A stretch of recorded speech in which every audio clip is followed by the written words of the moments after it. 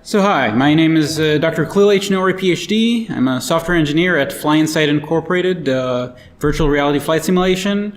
All opinions and all, basically the content of this talk is my own and it doesn't reflect on my company, I hope. And my talk is about a trip down the rendering pipeline. So what is a rendering pipeline? It's what turns data into visuals. Since this is TVGS, we're talking about video games. The visuals change with time. They depend on dynamic movement of point of view and object that comes from players moving around, from computer agents moving around, things happening in the virtual world. So the rendering pipeline allows us to take the data that's changing with time and turn that into visuals that also change with time.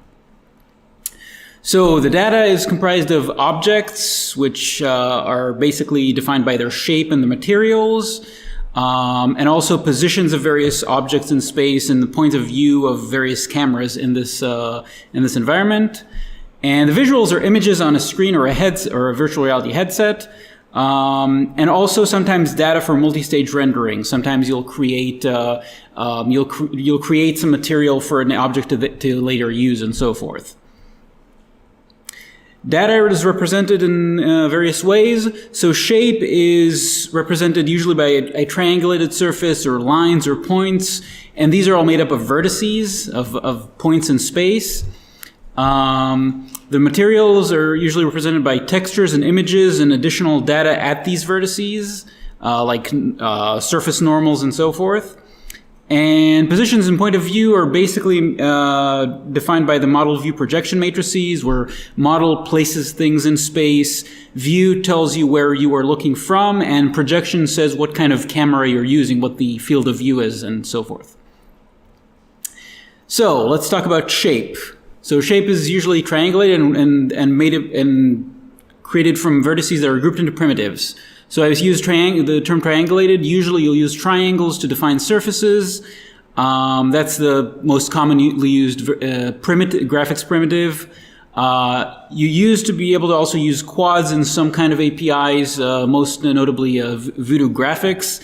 That's outmoded just because you could just define a quad by triangles. There's really no point in having additional ways of defining primitives.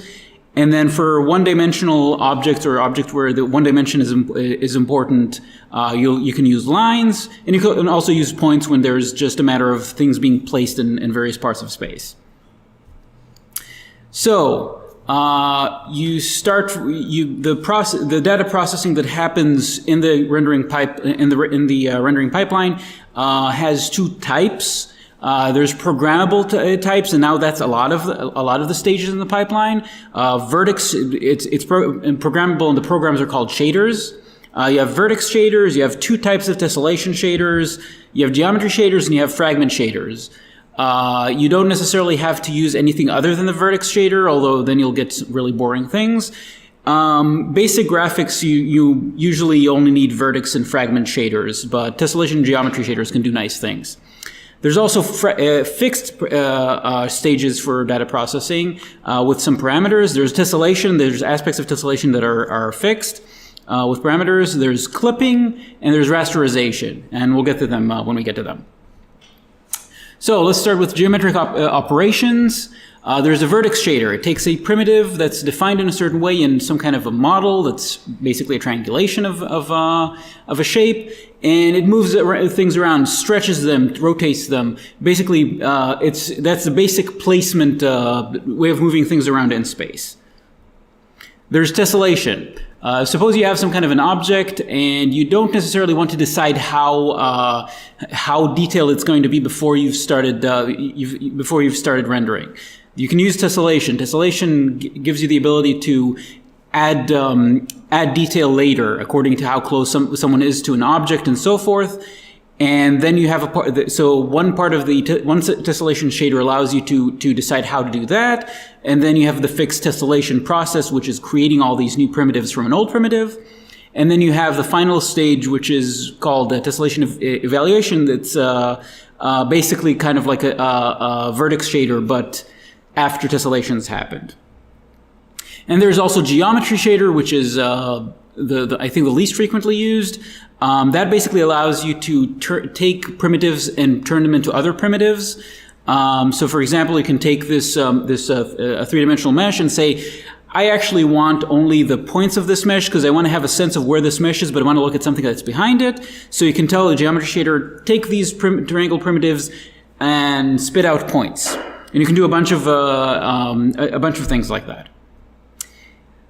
After you've done all of that, after you've moved things around, basically you're moving, projecting, and so forth into a clipping box, and then there's a clipper that'll take out what's actually going to be seen on the screen. So everything outside of the clipper is not going to be clipping box is not going to be shown. Everything inside is going to be shown.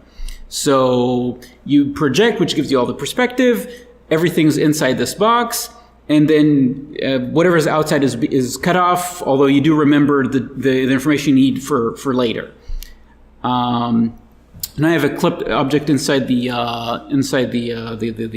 clipping box, and now you can finally perform rasterization. So rasterization basically looks at these primitives and decides, okay, this part around the object is cleared because there's no primitive that's going to project to the screen.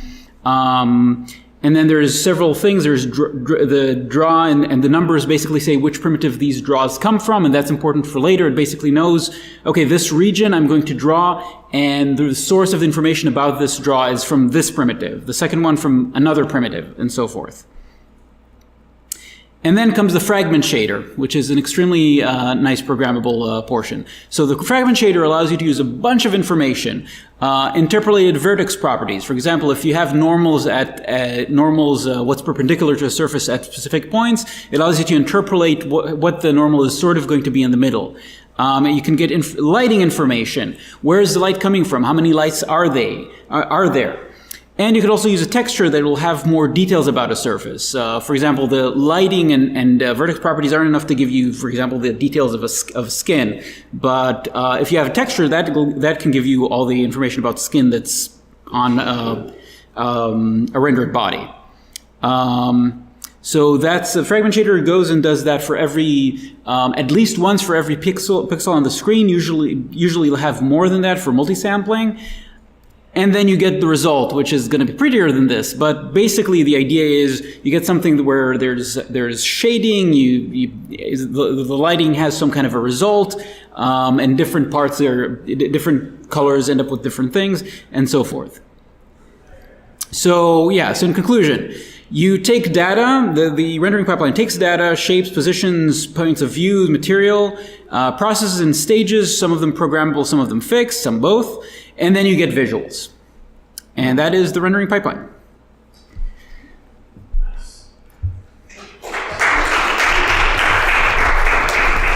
Any questions before we move on to the next talk? Can you teach me to make good shaders? I can try. 325 shader video. Well, I could do it point by point.